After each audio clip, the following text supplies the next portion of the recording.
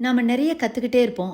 ஆனா கத்துண்ட அத்தனையுமே நம்ம மனசுல நிக்காது. நாம கத்துண்ட அத்தனையும் மனசுல நிலைநிறுத்தி வைக்கிறதுக்கு பயன்படுத்துற ஒரு ரூல் பெயர் 50-50. சுருக்கமா சொல்லணும்னா, ஒரு புஸ்தகத்தை 1 மணி நேரம் படிக்கிறோம்னா முதல் 30 நிமிடம் மட்டும்தான் படிக்கணும்.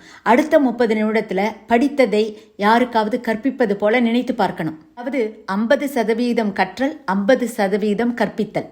சரி, இதை எப்படி பயிற்சி செய்வது? நாம கத்துக்கிட்ட விஷயங்களை ஒரு காணொலியா பதிவு செஞ்சு பார்க்கலாம்.